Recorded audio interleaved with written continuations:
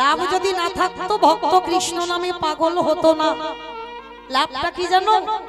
গোলক বৃন্দাবনী শ্রীমতী রাধারানী আমার গোবিন্দের কাছে প্রতিজ্ঞাবদ্ধ, হে গোবিন্দ, আগত কলিকালে যদি আমার একজন ভক্ত সেবার জন্য, হরিনাম সংকীর্তনের জন্য যদি কলিকালের একজন ভক্ত কিছু অর্থ ব্যয় করে, জানো গোবিন্দ, আমি এই গোলকে বসে কথা দিয়ে যাচ্ছি, আমার হৃদয় ভান্ডার থেকে কিছু গুপ্ত ধন চুরি করে আমি তার ব্যাংকে দিয়ে আসবো। তো বাবা ঠাকুর, আপনারা যেন ভুল বুঝবেন না, আমি কম করে কথার কথা বলছি। যদি এই অনুষ্ঠানে যদি 2 লাখ টাকা খরচা হয়, আমার রাধারানী কিন্তু সেই দাদা ভাইয়ের ব্যাংকে 4 লাখ টাকা দেবে না। তাহলে কোন ধন দেবে জানো? যে ধন চোরেরা চুরি করে না, যে ধন ডাকাতে কোনদিন অপহরণ করে না,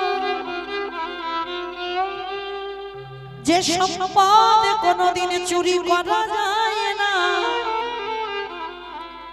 যার নাম হলো কৃষ্ণ প্রেম ধন। নিতাই গৌর হরি বল, হরি বল, হরি বল।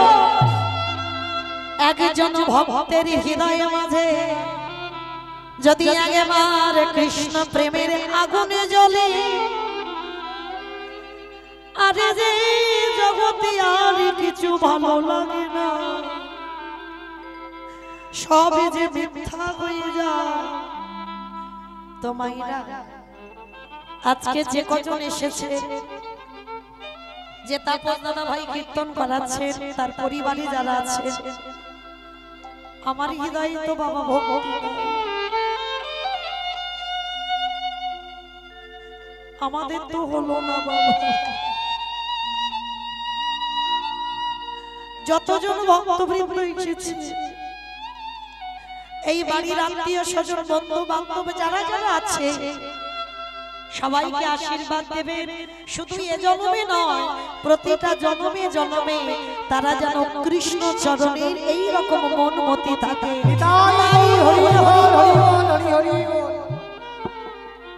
কারণ বাবা, হরিনাম ছাড়া তো কলির মানুষের কোনো পদ নাই। আচ্ছা বাবা, পদ আপনারা বলবেন, আপনারা এখানে যারা শাস্ত্র জ্ঞানী, যারা গ্রন্থ পড়েন, কলির জীবের একটাই পদ হচ্ছে মুক্তির। হরির নাম, হরির নাম, হরির নামইব কেবল। কালৌ নাস্তে পানাস্তে পানাস্তে পা গতিরান্নথা গতিরা গতিরা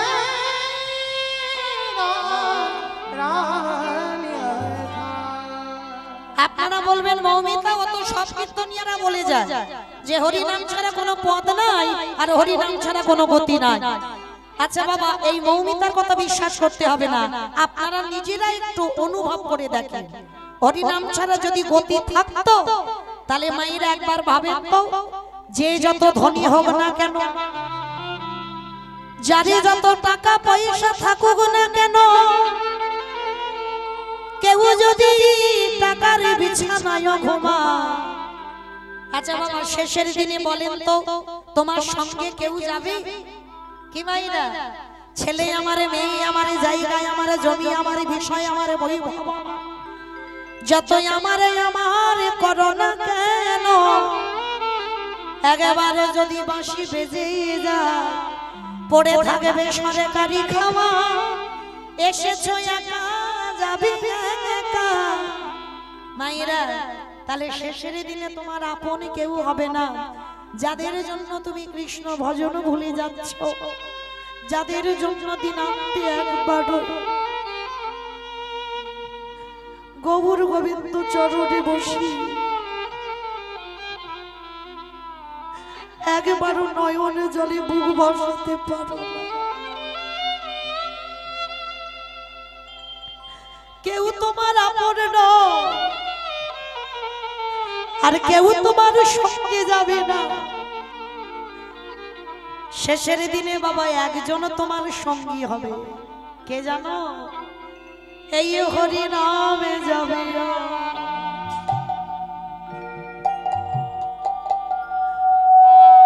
তোমাদের দেখো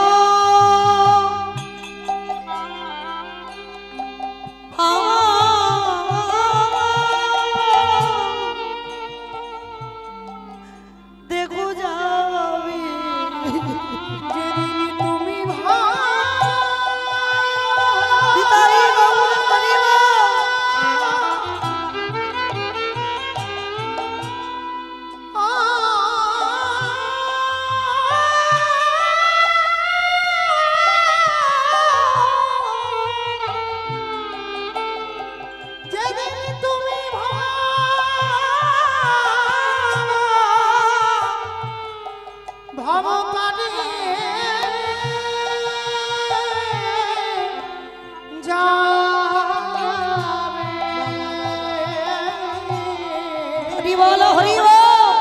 সেদিন এই নামে যাবে তোমার প্রাণ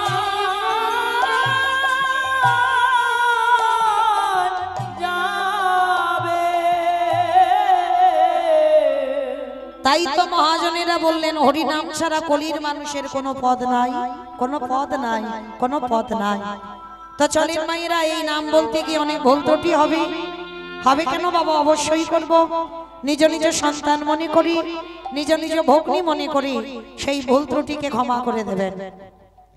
তো চলেন কীর্তনের প্রারম্ভেই আমাদের সবাইকে বাবা যেতে হবে একটুখানির জন্য শ্রীধাম নদিয়া নবদ্বীপ ধাম। কি মাইরা সবাই নবদ্বীপ যাবেন তো? মা আচ্ছা মা, সবাই যদি চলে যাই তাহলে কীর্তনটা গাইবো কাকে নিয়ে? হ্যাঁ, কারোর দেহ যাবে না, প্রত্যেকের দেহটা থাকবে আপনাদের এই যে যদুপুরে, আর আমাদের মনগুলো চলে যাবে শ্রীধাম নদিয়া নবদ্বীপ ধাম। তো চলেন একবার দেখে আসি নবদ্বীপে যিনি সত্যতে নারায়ণ, ত্রেতাতে রামচন্দ্র, দাপরে কৃষ্ণ, আর কলিতে হলেন শ্রীকৃষ্ণ চৈতন্য। তো চলেন মাইরা একবার আমার চৈতন্যের ভাবটা একবার দর্শন করি। কেন না বাবা, যত বড় বড় কীর্তনিয়া আসুক না কেন, কীর্তন জগতে সব থেকে কনিষ্ঠতম কীর্তনিয়া। তো মাইরা যত বড় কীর্তনিয়ার মুখে কীর্তন শুনবেন, আগে আমার দুটো ছেলেকে ডাকতেই তাকে হবে। দুটো ছেলেকে, তবে মা শুধু আমার ছেলে নয়, আপনাদের সবার ছেলে। এক হলো আমার নিতাই চাঁদ, আর এক হলো আমার গৌর চাঁদ। কেন বললাম বাবা আমাদের ছেলে? কারণ এটা সত্য যুগ নয়, ত্রেতা যুগ নয়, দ্বাপর যুগ নয়, এটা যদি কলিযুগ হয়, আর কলিযুগের ভগবান তো মান্যিমায়, তাই না? এখানে যারা শাস্ত্রজ্ঞানী বাবা চৈতন্য চরিতামৃত গ্রন্থে কবিরাজ গোস্বামীপাদ লিখেছেন, সংকীর্তন পিতা শ্রীকৃষ্ণ চৈতন্য, সংকীর্তন যজ্ঞে তারি যেই ভজে সেই বড় ধন্য। আজকে সংকীর্তনের পিতা যদি আমার চৈতন্য হয়, তাহলে বাবা কীর্তনের প্রারম্ভে তোমার চৈতন্যকে আগে ডাকতে হবে, তাই না? তাহলে বাবা এই বাড়ির মঙ্গল হবে, দূর দূরান্ত থেকে ভক্তবৃন্দ যারা এসেছেন তাদের মঙ্গল হবে। আমরা কীর্তনী আমার সম্প্রদায়, আমাদের যাতে মঙ্গল হয়, শুধু আমাদের নয়, যত দূরে মাইকে ধ্বনি যাচ্ছে তত দূরে যেন মঙ্গলময় হয়। তো চলেন মা, সবার মঙ্গলার্থে একটুখানি দেখি নবদ্বীপের ভাবটা কেমন। বৈষ্ণব মহাজনীরা কি লিখছে একবার লক্ষ্য করব, কেমন? আজ নদী গা উদয়গিরি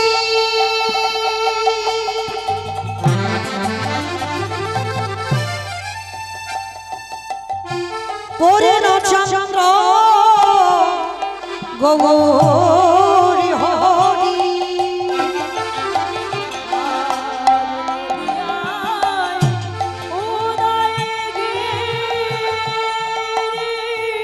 আসতে বাবা আমার মায়েদের সঙ্গে একটু কথা বলে নি। আচ্ছা মাইরা, এই যে কীর্তন শুনতে গেলে আমার ভগবানের জন্য একটু কাজকর্ম করতে হয়, জানেন তো কাজগুলো কি কি? তবে মা আমার মতো গাইতে হবে না, কিছু বলতে হবে না, নাচতে হবে না, শুধু তিনটে ধ্বনি, শঙ্খ ধ্বনি, উলুধ্বনি ধ্বনি, আর যাদের যাদের হাত আছে, যাদের নাই বলবো না, যাদের হাতে হাত, প্রেম সে আত্মনিবেদন। এখানে যারা বাবা তত্ত্বজ্ঞানী তারা জানবেন নববিধা ভক্তিতে শেষে বললেন আত্মনিবেদনম। আর যতক্ষণ না আত্মনিবেদন হয় ততক্ষণ তো কৃপা হবে না। তাহলে কিছু পাবো বলে তো এই হরিবাসরে বসেছি, আমরা গাইছি। তাহলে মায়েরা কিছু তো পেতে হবে, তার জন্য কি করতে হবে? একটু উলুধ্বনি দেন দেখি। বাহ, আজ নদী গা উদয়গিরি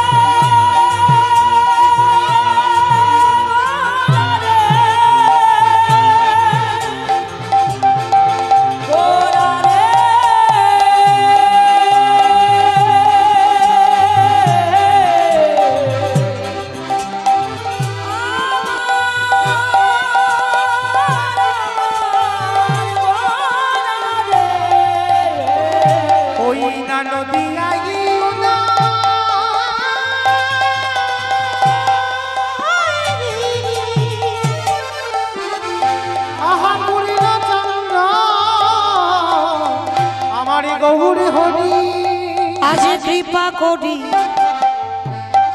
আমার উলু কই কৃপা করি হইল উদার, কৃপা করি হইল উদার, কৃপা করি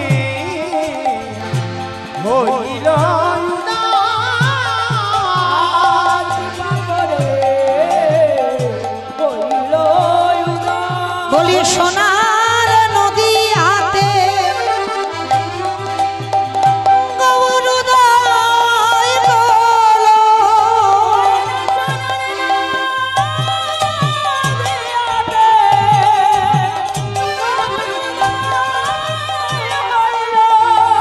বলি নদী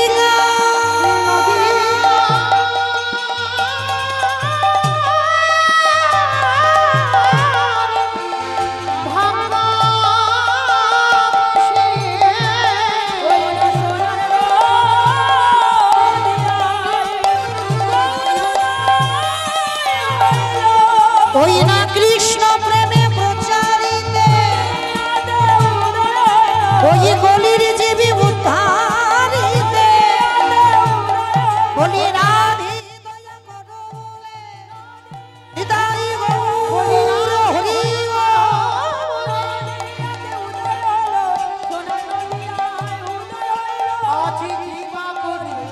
হইল। আস্তে মায়েরা এইবার আমি বলবো, আপনারা একটু মন প্রাণ দিয়ে শুনবেন। এই যে বৃন্দাবনের কৃষ্ণ কলিকালের মাটিতে গৌর হয়ে এলো,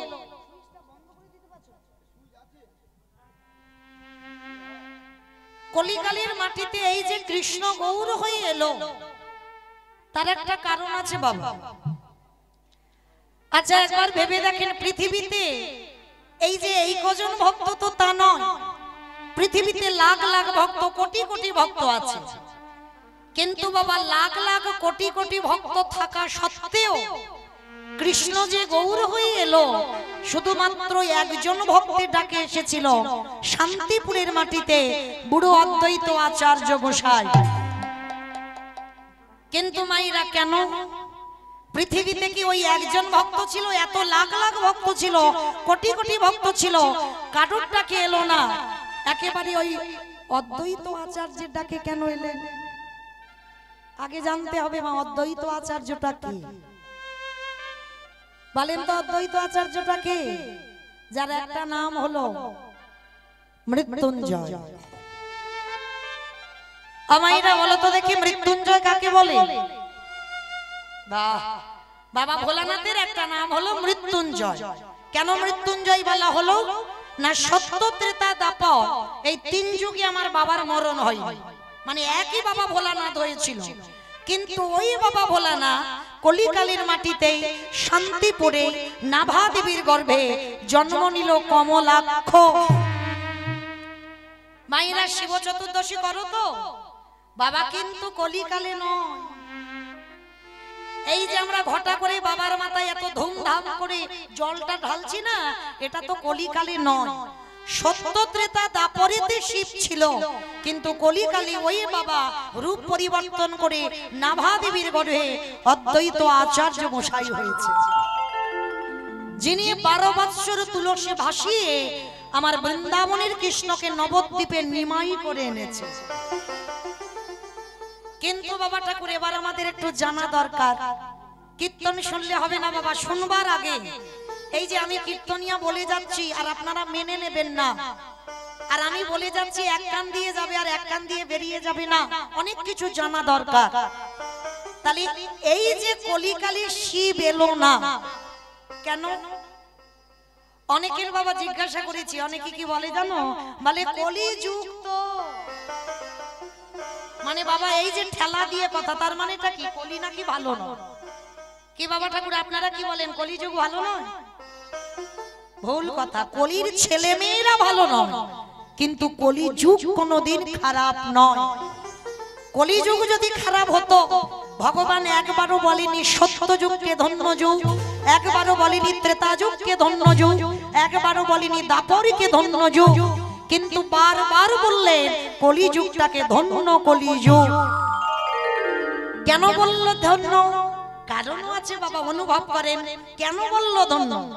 সত্য যুগে অস্ত্র ধারণ করে হিরণ্যাক্ষ হিরণ্যকশিপুরকে বধ করলো, ত্রেতা যুগে রাম অবতারী রাবণ কুম্ভকর্ণকে বধ করলো, দাপর যুগে কৃষ্ণ অবতারী কংস শিশুপাল দন্তবক্ষ কালিয়না পুতনা অকাসুর বকাসুর তৃণাবত্তা শুধু মেরে গেল। কি বাবা যারা গ্রন্থ পড়েন জানবেন শুধু মারামারি করলো না, কিন্তু দেখাতে পারবেন কলিকালে আমার ভগবান কাউকে মেরেছে, মার খেয়েছে, তাই না? জগাই মাথায় মাতাল নেশাগ্রস্ত নিতাই চাঁদ যখন হরি নাম দিতে গেল, একেবারে কলসিটা তুলে নিতাই চাঁদের মাথাটা ফাটিয়ে দিল। তাহলে কলিকালে কাউকে মারলো না, কিন্তু কলিকালে ভগবান মার খেয়ে গেল। কিন্তু কলিকালে বাবা একটা অস্ত্র ভগবান নিয়েছে, কি? এবি অস্ত্র না ধরিব প্রাণে কারে না মারিব, প্রেম দিয়ে চিত্ত শুদ্ধি করিল সংহার। কলির মানুষ এত ভালো মানুষ, কলির মানুষ এত শান্ত মানুষ, এদের জন্য কোনো অস্ত্র ব্যবহার করতে হবে না, এদের একটু নাম আর প্রেম দিলে এরা উদ্ধার হয়ে যাবে। নিতাই গৌর হরি বল, হরি বল, হরি বল। তাহলে বাবা ঠাকুর আমরা বুঝলাম কি কলি ভালো। তাহলে কলি যুগ যদি ভালো হলো, শিব ঠাকুর কেন এলো না? অপরাধ। বাবা একটা চলতি কথা বলি, পাপ ছাড়ে না বাপকে। মনে রাখবেন মা, পাপ ছাড়ে না বাপকে। এই কথাটা কিন্তু আমরা বলি বটে, কিন্তু এর আসল তত্ত্বটা কি বলেন তো বাবা? আমাদের বাবাটা কি? যেমন আমি মৌমিতা ঘোষ, আমার বাবার নাম হলো রাধেশ্যাম ঘোষ, ওইটা আমার জন্মদাতা বাবা, মানে খাতা কলমে বাবা। কিন্তু মায়েরা বলতে পারবে ওই পিতাকে কি চিরজীবন তুমি ধরে রাখতে পারবে? হাজার চেষ্টা করলে ও ডাক যদি এসে যায়, ও পিতা কি তুমি ধরে রাখতে পারবে না। তাহলে ওটা তোমার আসল পিতা নয়। যে পিতাকে তুমি যদি ভুলে যাও, সে পিতা তোমায় কোনোদিন ভুলবে না, যিনি হলেন বিশ্ব পিতা, বিশ্বের স্রষ্টা মালিক ভগবান কৃষ্ণ। প্রত্যেকের আসল পিতা হলো ভগবান। আর মায়েরা সেই পিতাকে কি পাপ ছেড়েছিল? কখনো ছাড়েনি। ভেবে দেখে কুরুক্ষেত্রের মাঠে যেদিন গান্ধারীর শতপুত্র নিধন হলো, গান্ধারী কৃষ্ণকে অভিশাপ দেয়নি? কৃষ্ণ, আমার কুরু বংশটাকে তুই যেমন ধ্বংস করে দিলি, আমিও একজন মা হয়ে তোকে অভিশাপ দিয়ে রাখলাম। পুত্র হারাবারে যে কত জ্বালা, সন্তান হারাবারে যে কত যন্ত্রণা, আত্মীয় পরিজনদের হারাবারে যে কত জ্বালা, আপনজনদের হারাবারে যে কত বেদনা। শোন কৃষ্ণ, আমি মা হয়ে তোকে অভিশাপ দিলাম। আজ যেমন আমি আমার সন্তানদের হারিয়ে কাঁদছি, এমনি করে তোরও একদিন যদু বংশ ধ্বংস হবে হবে হবে। এই জন্য কথাই বলি, পাপ ছাড়ে না বাপকে। তাহলে বাবা আমাদের বাবাকে ছেড়ে দিল না, আর আপনারা আমরা তো তুচ্ছ, আমাদের কি ভগবান ছেড়ে দেবে মনে করেছে? না জানি বাবা কার জীবনে কি হিসাব করে ভগবান তুলে রাখছে চিত্রগুপ্তের খাতা। হরি বল। তো আজকের বাবা ঠিক এই রকম একটা অপরাধ আমার ত্রিলোকের বড় বৈষ্ণব বাবা ভোলানাথ করে ফেলেছে। অপরাধটা কি? খুব একটা বড় ধরনের অপরাধ নয় বাবা, সামান্য একটা অপরাধ, যার জন্য বাবা কলিতে আর শিব হতে পারছে না। অপরাধটা কি? এই অপরাধের কথা জানতে গেলে বাবা একটুখানি যেতে হবে মহাভারতে, কারণ অপরাধটা তো বাবা ভোলানাথ যুধিষ্ঠির রাজস্ব যজ্ঞে করেছিল। আপনারা জানেন বাবা, এখানে যারা শাস্ত্র জ্ঞানী, যারা তথ্য জ্ঞানী, এই যুধিষ্ঠির মহারাজ করেছিল রাজস্ব যজ্ঞ। আর এই রাজস্ব যজ্ঞতে বাবা ভগবান কৃষ্ণ সবাইকে দায়িত্ব দিয়েছিল। যুধিষ্ঠির দাদা বলেছিল, কৃষ্ণ তুমি সবাইকে দায়িত্ব দিয়ে দিলে, ও কৃষ্ণ তুমি কোনো দায়িত্ব নেবে না। কথাটা শুনে বাবা ভগবান করজোর করে বলল, জানো দাদা, আমি যেমন সবাইকে দায়িত্ব দিয়েছি, আমি তো আমার জন্য দুটো দায়িত্ব ফেলে রেখেছি। সে কি? সবাইকে তুমি একটা করে দায়িত্ব দিলে, আর তুমি তোমার বেলা দুটো কাজ। কি কাজ নিয়েছো কৃষ্ণ? জানো দাদা, এই তোমার যজ্ঞে যত যত সাধুগুরু ব্রাহ্মণ বৈষ্ণব আসবে, আমি ভক্ত বাৎসল্য ভগবান হয়ে আমি নিজের হাতে প্রত্যেকের চরণ যুগল আমি ধৌত করে দেব। যুধিষ্ঠির বলে বলেন, অসম্ভব কৃষ্ণ, এই নোংরা কাজ। কে কোন জাতের মানুষ যজ্ঞে আসবে তার ঠিক ঠিকানা নেই। কে নিচু জাত, কে উঁচু জাত, কে ব্রাহ্মণ, কে ক্ষত্রিয়, কে বৈশ্য, কে শূদ্র, আর তুই প্রত্যেকের দুটো চরণ ধোয়াবি? ভগবান একটু মৃদু হেসে বলল, দাদা আমি যেই ভক্তের চরণ যুগল ধোয়াবো না, এটা তো আমি আমার জন্য করছি না।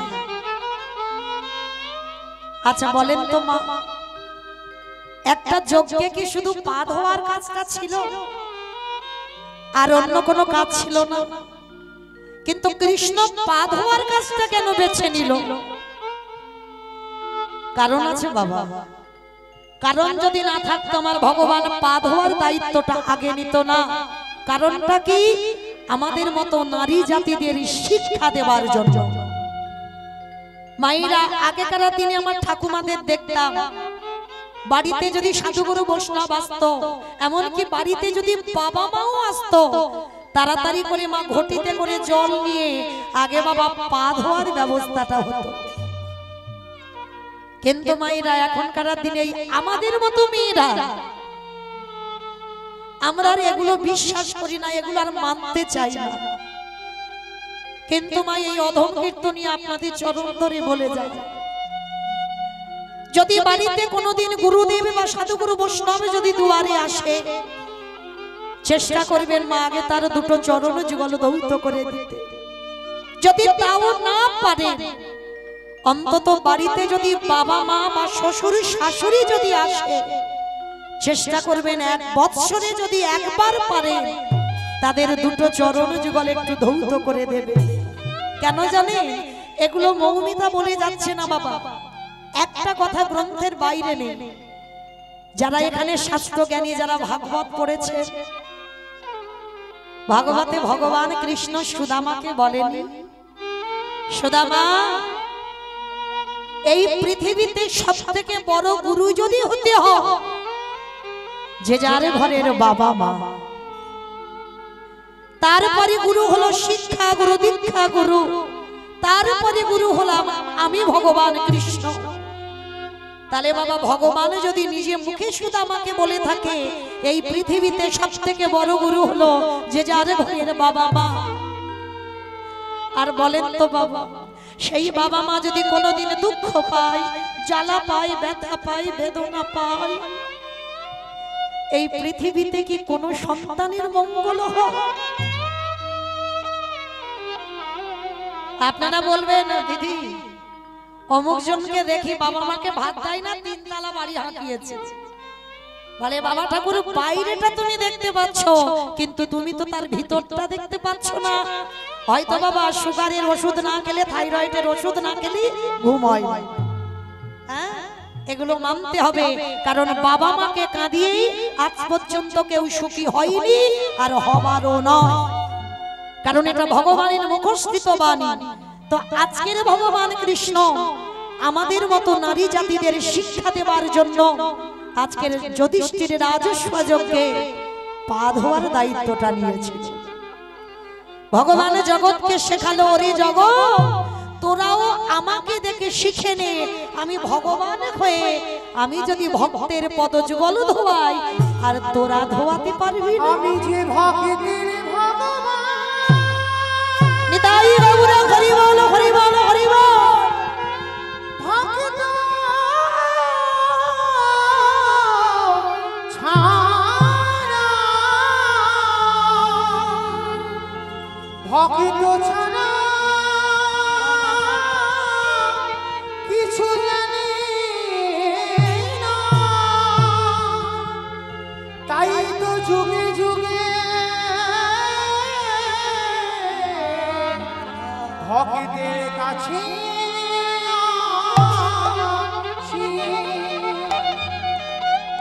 যুধিষ্ঠির বলল কৃষ্ণ এত একটা কাজ, আর একটা কি কাজ করবি?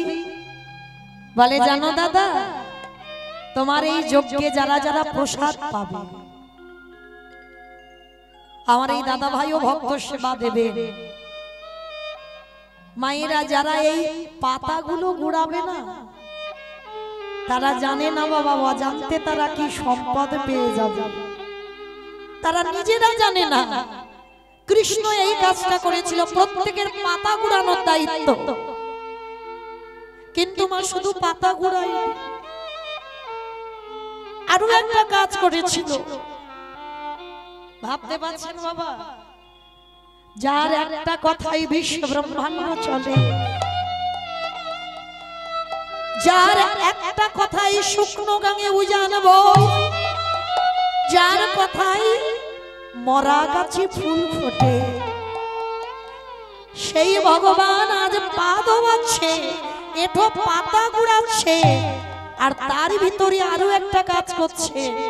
যখন ওই পাতাগুলো নর্দমায় ফেলছে না, কৃষ্ণ আমার ওই পাতা থেকে একটু করে এঠো তুলে নিয়ে কৃষ্ণ আমার সারা অঙ্গে মাখছে। ভক্তের উচ্ছিষ্ট প্রসাদে কৃষ্ণ সারা অঙ্গে মাখে। আড়ালে গিয়ে যুধিষ্ঠির দেখতে পেয়েছে কৃষ্ণ, কৃষ্ণ এই নোংরা কাজটা তুই কেন করছিস?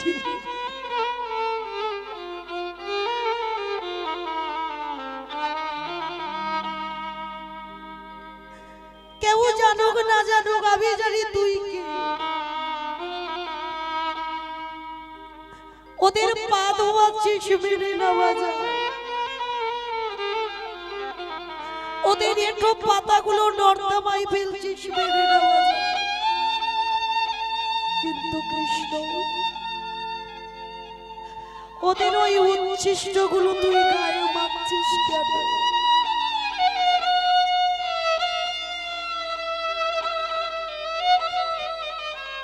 ভগবান করজোর করে বলেছিল, দাদা এ যে আমার কর্মফল, সে কি কৃষ্ণ তুই আবার পাপ করিস?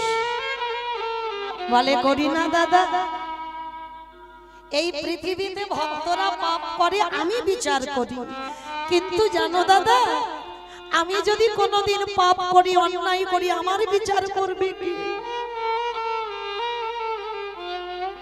ভগবান বললেন আমার বিচার কাউকে করতে লাগে না, আমার বিচার আমি নিজেই করি।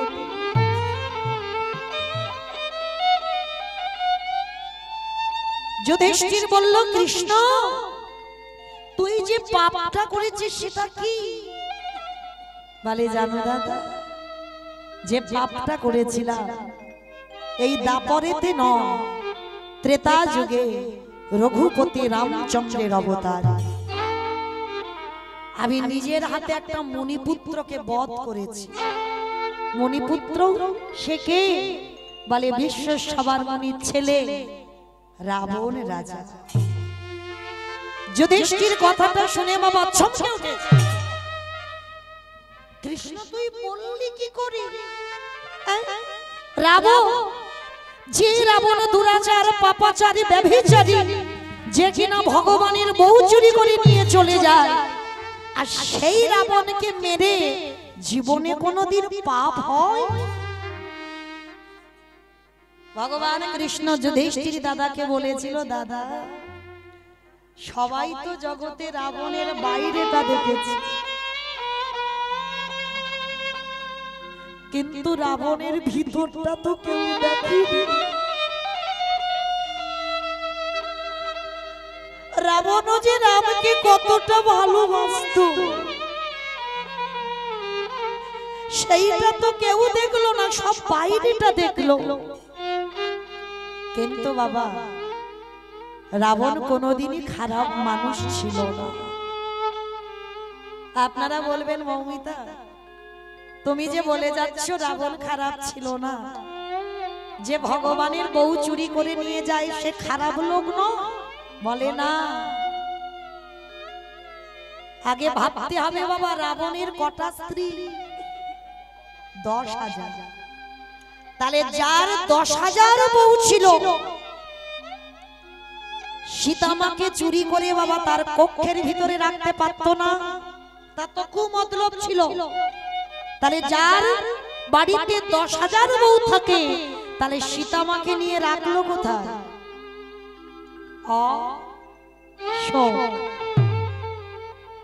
যারা রামায়ণ পড়েছেন দেখেন, পড়েছেন সীতামাকে রেখেছিল অশোক কাননে। কেন? তার তো 10,000 বউ ছিল, সে তো বদলো খারাপ লোক। তাহলে কিসের জন্য অশোক কাননে রাখবে? বাবা কেউ যদি কোনোদিন যান অশোক বটিতে দেখতে পারবে।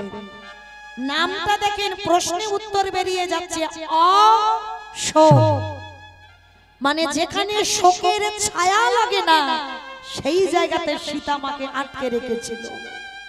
কিন্তু জানো বাবা, যেদিন থেকে আটকে রেখেছিল না, রাবণের স্ত্রী মন্দোদরী পঞ্চসতীর মধ্যে একজন সতী। এই মন্দোদরী আকুল প্রাণে শুধু কাঁদত। কেন? যারা সতী নারী হয়, স্বামীর কখন মঙ্গল আর কখন অমঙ্গল তার মৃত্যু দিন সতী নারী বুঝতে পেরে যায়।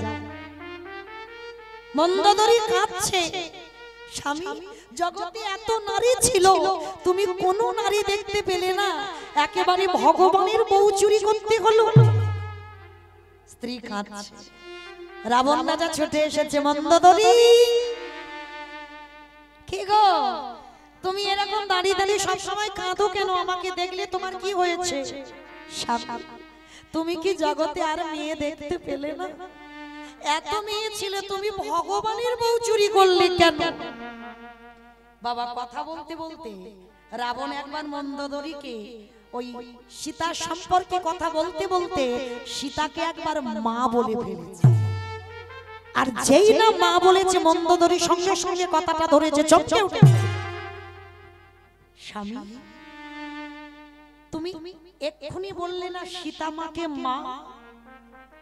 আরে আরে পাগলি, সত্যি তো সীতা আমার মা। কি বললি? সীতা মা তোমার মা? হ্যাঁ গো, যাকে তুমি মা বলছো তাকে চেরির দ্বারা মার খাওয়াচ্ছ কেন? বাবা অশোক বটিতে সীতা মাকে রেখে চেরিরা তাকে মারতো, শাস্তি দিত। তো মন্দোদরী বলছে যাকে তুমি মা বলছো কোনদিন মাকে চেরির দ্বারা মার খাওয়াই? ওগো মন্দোদরী, তুমি বড় বোকা নারী, তুমি আমার মনের ব্যথা বেদনা বোঝো না। সীতামা হলো ভব পারাপারের তরণী। মাইরা তরণী মানে কি? নৌকা। বাহ, তরণী মানে নৌকা। রাবণ মন্দোদরীকে বোঝাচ্ছে বাবা একটা উদাহরণ দিয়ে, সীতামা হলো ভব পারাপারের তরণী। আচ্ছা মন্দোদরী, বলো তো নদীর ঘাটে যদি একটা নৌকা বাঁধা থাকে, যদি কেউ একটা বড় পাথরের টুকরো নিয়ে ওই নৌকাতে আঘাত করে, আর ওই নৌকার মাঝি যদি কোথাও যায়, যদি মাঝির কানে একবার পৌঁছে যায় যে তার নৌকাতে কেউ আঘাত করছে, তো মন্দোদরী, তো মাঝি ছুটে দেখতে আসবে না তার নৌকা থেকে মারে দেখি? কথা বলছে মন্দোদরী, কিছু বুঝতে পারছে না, নারী জাতি তো। স্বামী তুমি একটু খুলে বলো, তোমার এই ঘোর পেঁচ কথা আমি কিছু বুঝতে পারছি না। ওগো মন্দোদরী, সীতামা যদি আমার নৌকা হয়, আর ওই নৌকার মাঝিটাকে জানো, আমার রঘুপতি রামচন্দ্র। আর চেরিরা কি? এক একটা পাথর রূপী চেরি। ওই চেরিরা যত নৌকার গায়ে আঘাত করবে, একেবারে যদি নৌকা খারাপ খারাপ বলি ডাকে, যদি একেবারে আমার রঘুপতি রামচন্দ্রের কানে চলে যায়, মন্দোদরী, তুমি তো কেঁদে কেঁদে চোখের জল নষ্ট করে দিচ্ছ। সবাই তো ভগবানের কাছে যেতে চায়, অত সোজা নয় আমি ভগবানের কাছে যাব না, ওকে আমার কাছে আসতে হবে। কিন্তু মন্দোদরী, যেদিন নৌকাকে বাঁচাবার জন্য মাঝি ছুটে আসবে, সেদিন আমারে যদি রাজ্যে জলে না থাকে, বলো বলো মন্দোদরী, আমারে প্রভু যেদিন লঙ্কায় চরণে দেবে, বলো বলো কি দিয়ে চরণ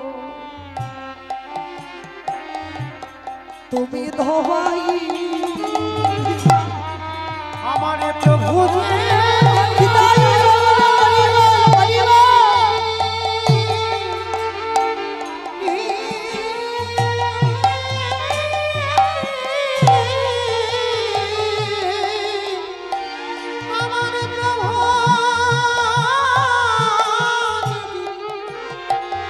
এই লঙ্কায় চরণ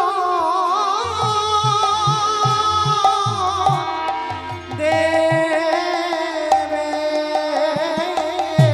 মন্দোদরী, কি দিয়ে ধোয়াবে তুমি বলতে পারো? চরণে আস্তে। তাহলে বাবা কত অনুরাগ ছিল রাবণের, দেখেন। বলো মন্দোদরী, রাজ্যে যদি সব জল শুকিয়ে যায় আর আমার প্রভু যদি আসে, তুমি তো কেঁদে কেঁদে জলগুলো ফেলে দিচ্ছ, তাহলে প্রভু এলে তুমি চরণটা ধোয়াবে কি দিয়ে? তোমার মতোই আমি বোকা নই, আমি সীতামাকে ধরে রাখলাম, কিন্তু কাঁদেলাম না কেন জানো মন্দোদরী? আমি গ্যারান্টি একেবারে আমার রামকে আসতে হবে লঙ্কায়, কিন্তু মন্দোদরী, আমার রাজ্যে যদি জল শুকাইয়ে যায়, তোমার চোখের জল তো কেঁদে কেঁদে নষ্ট করে শুকিয়ে দিলে, কিন্তু আমি কাঁদেলাম না কেন জানো? যেদিনই আমারে প্রভু লঙ্কায় চরণে দেবে, আমার চোখের জল চরণ চরণ ধোয়াই। হে প্রভু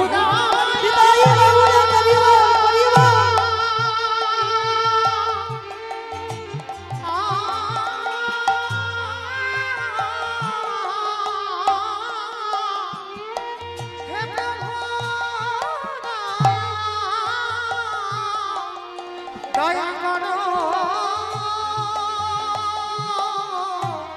বলে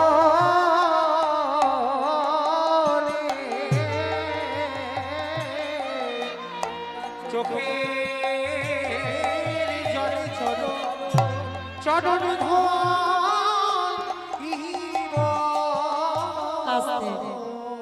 তাহলে মায়েরা এই রাবণকে কি আর বলবেন যে রামের শত্রু ছিল? কোনদিন ছিল না। তার বাইরেটা ছিল কঠিন, কিন্তু অন্তরটা একেবারেই সব সময় নয়ন জলে ভেসে থাকতো। আর সেই রাবণকে বধ করে রামচন্দ্রের অপরাধ হয়েছিল, আর সেই অপরাধ ধোবার সুযোগ পাইনি বাবা। ত্রেতা যুগে যে পাপ করে ধোবে সেই সুযোগটা পাইনি। তাহলে সুযোগ পেল কবে? ত্রেতা চলে গেল, এসে গেল দাপরে সেই রামচন্দ্র কৃষ্ণ। আর ধুচ্ছে কবে? ওই অপরাধটা ধুলো যুধিষ্ঠির রাজস্ব যজ্ঞে। তাহলে মায়েরা আপনারা আমরা কি বুঝলাম? যদি অজান্তে কেউ পাপ করে ফেলে, একটা বৈষ্ণবের চরণ ধৌত করাও, তাও যদি না পারো বৈষ্ণবের উচ্ছিষ্ট প্রসাদ একটু পরিষ্কার করো, তাও যদি না পারো একটু ভক্তির এঁঠো ভালো করে গায়ে মেখে নাও। আর যদি নিতে পারো, তোমার অজান্তে কোটি কোটি জন্মের পাপ থেকে তুমি মুক্তি পেয়ে যাবে। নিতাই গৌরে প্রেমানন্দে। মায়েরা আমি বললাম না, ভগবান রাজস্ব যজ্ঞে শিক্ষা দিল। আচ্ছা মা, এবার বলেন তো, কারোর যদি পা ধোয়ানো হয় কি করে ধোয়াবো? কি করে ধোয়াবো? আই দেখো, হাত পা বেঁধে নাকি পুকুরে ফেলে দিলে এরকম পা ধোয়াই কেউ? পাত্রে জল নিতে হবে, ঘটিতে করে কাটাতে হবে, আর যার পা ধোয়াবো বাবা তার কাছে আমার মাথাটাকে নিচু করতে হবে। তো ভগবান রাজস্ব যজ্ঞের দরজার ধারে দাঁড়িয়ে একে একে সময় এই কজন ভক্ত নন, ত্রিলোক নিমন্ত্রিত স্বর্গমর্ত পাতাল সবাই দাঁড়িয়ে আছে লাইনে, আর একে একে কৃষ্ণ পা ধোয়াই যজ্ঞের ভিতরে ঢোকা। অগ্নিদেব, পবনদেব, বরুণদেব, ইন্দ্র, ইন্দ্রাণী, ব্রহ্মা, সাবিত্রী, শিব, দুর্গা সব পর্ব লাইনে আছে, আর কৃষ্ণ পা ধোয়াচ্ছে, যজ্ঞে ঢোকাচ্ছে। এমন সময় জগৎ জননী পার্বতী মা দুর্গা বাবা ভোলানাথকে ডাকছে, প্রাণনাথ, প্রাণনাথ, আর দেরি নয়, চলো কৃষ্ণ পা ধোয়াবে, চলো এবার আমরা লাইনে দাঁড়াই।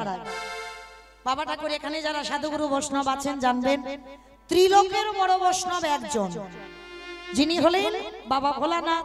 হ্যাঁ, তা সেই বাবা ভোলানাথ বলছে, পার্বতী তোমার কি মাথা খারাপ?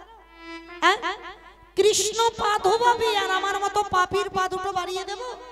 শোনো, তোমার যদি এত ধোয়াবার ইচ্ছা হয় তো তুমি লাইনে দাঁড়াও, আমার পা তো কৃষ্ণ ধোয়াতে পারবে না। আচ্ছা মায়েরা আপনারাই বলেন, স্বামী স্ত্রী একটা গোপনে কথা হচ্ছে, জানালা দরজা বন্ধ, তাহলে স্বামী স্ত্রী ছাড়া বাবা সেখানে আর দ্বিতীয় তৃতীয় জন কেউ নেই। আচ্ছা মা, এই স্বামী স্ত্রীর গোপনের কথাটা কি কেউ জানে? আমার কেউ জানে? কেউ জানে না। হ্যাঁ, একজনের সঙ্গে চালাকি করা যাবে না। পৃথিবীতে মানুষ মানুষকে ঠকাতে পারবে, মানুষ মানুষের সঙ্গে চালাকি করতে পারবে, কিন্তু বাবা ওই বিশ্বের স্রষ্টা মালিক যিনি বাঁকা করে বাঁকা হাতে, ও বেটার সঙ্গে চালাকি চলবে না। এইবার স্বামী স্ত্রীর কথা হচ্ছে, বাবা ভোলানাথ লাইন থেকে মা বেলাইনে চলে গেছে, বলে কোনো মতেই আমার কৃষ্ণ পা ধোয়াবে না। এইবার বেলাইনে গিয়ে আড়ালে গিয়ে বাবা ভোলানাথ কি করেছে জানো? আমার একটা কুকুর হয়ে গেল। আপনারা প্রশ্ন করবেন, যদি সাধুগুরু বৈষ্ণব থাকেন, মৌমিতা বৈষ্ণব একটা কুকুর হয়ে গেল? বাবা প্রথমেই বলেছি, কীর্তন শুনলে হবে না, অনুভব করতে হবে। এই যে এত পশু পাখি থাকতে বাবা ভোলানাথ কুকুর হলো কেন? কারণ এই পৃথিবীতে কুকুর হলো সব থেকে বাবা প্রভু ভক্ত, কারণ কুকুরের মতো প্রভু ভক্ত আর কিন্তু কোনো পশু পাখি নয়।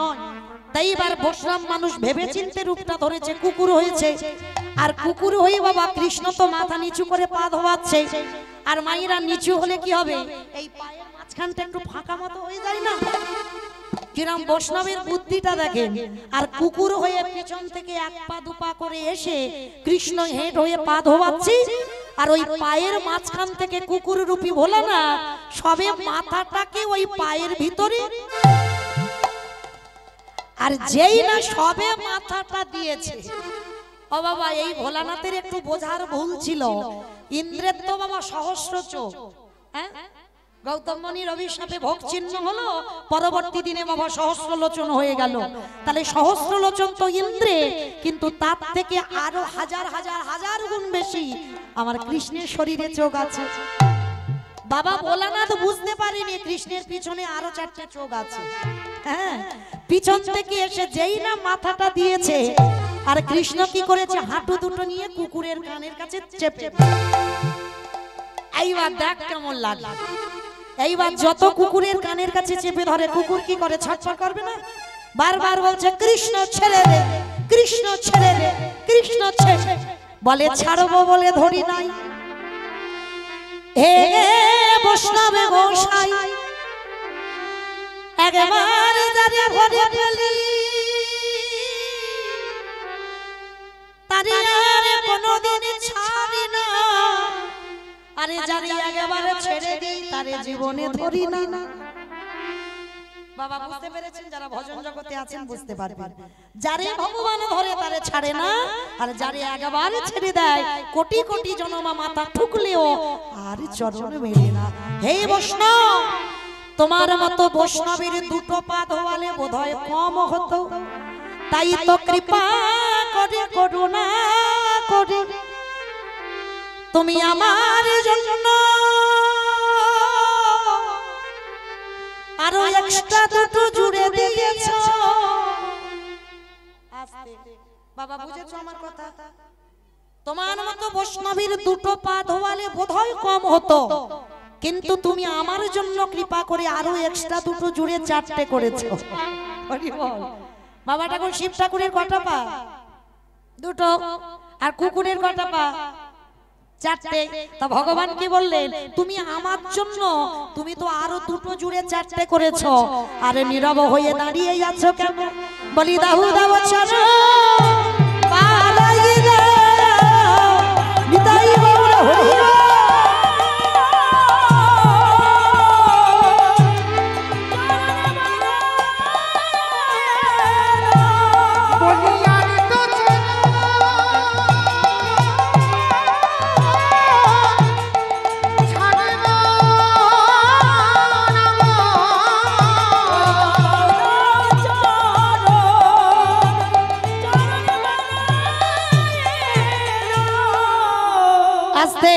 যেই না বাবা ভগবান কৃষ্ণ এই হাঁটু দুটো নিয়ে বারবার চেপে ধরছে, আর ভোলানাথ কুকুর হয়ে তো আর নিজ রূপে ফিরতে পারছে না। কেন ফিরতে পারছে না বাবা? একটা সম্মানের ব্যাপার, একটা প্রেস্টিজের ব্যাপার না? সবাই তো দাঁড়িয়ে আছে। তাহলে ভোলানাথ এই যে কুকুর হলো, আর নিজ রূপে ফিরতে পারছে না, কিন্তু কুকুরের ভাষা আমার ভগবান বুঝতে পারছে। বারবার বলছে কৃষ্ণ আমি অন্যায় করেছি, এই কান বলছি, নাক বলছি, জীবনে আর ভুল করব না, তুই আমায় ছেড়ে দে। চুপ। অনেক দিনের পরে তবে কায়দায় পেয়েছি। এইবার দেখো বেটা তোমায় আমি কি করব। এইবার কি করেছে বাবা? মোটা দড়ি নিয়ে কুকুরটাকে বেশ করে বেঁধেছে। বাবা রাজস্ব যজ্ঞে সবাই দেখছে ভগবান কৃষ্ণ একটা কুকুরকে নিয়ে মেতেছে, কিন্তু ওটা যে কি এইটা সবাই বুঝতে পারছে না। আচ্ছা বাবা, কুকুরে যদি পেটের কাছে বেঁধে দেওয়া যায় তো 4টে পা নিয়ে ছটফট করবে না? ভগবান বলে এবার পায়ের ব্যবস্থা করতে হবে। বলে কি করেছে বাবা? 4টে পা এক জায়গা বেশ করে বেঁধে দিয়েছে। আর কুকুরের যদি পা বেঁধে দেওয়া যায় আর কিছু করতে পারবে বাবা কুকুর? শুধু ধুলায় গড়াগড়ি যায়। আরে নয়ন জলে কেঁদে বলে কৃষ্ণ রে, জীবনে এমন ভুল করব না, ছেড়ে দে। আমি কথা দিচ্ছি আমি জীবনে আর এই রকম ভুল আমি করব না। চুপ, যা করছি খালি দেখে যাও। এইবার বাবা কুকুরের 4টে পা বেঁধে দিয়েছে, আর শুধু কুকুর কেঁদেই যাচ্ছে। এইবার কি করেছে জানো? ভক্ত বাৎসল্য ভগবান আমার সবার পা ধুইয়েছে বাবা, ঘটিতে করে জগতের জল নিয়ে, খাল বিল নদী নালার জল নিয়ে প্রত্যেকের পা ধুইয়েছে। আর কুকুরের বেলা কি করেছে জানো? কৃষ্ণ দয়াময় আমার খালি বিল নদী নালার জল নয়, কুকুরের 4টে চরণ বুকে ধরে কৃষ্ণ দয়াময় আমার বললেন ভক্তরে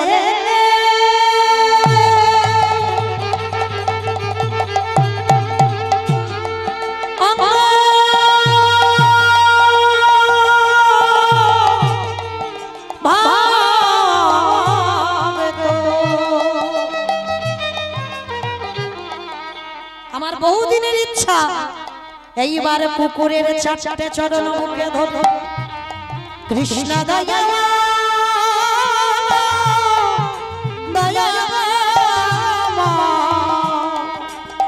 নিজের চোখের জলে কুকুরের চরণ যোগা ধোয়াই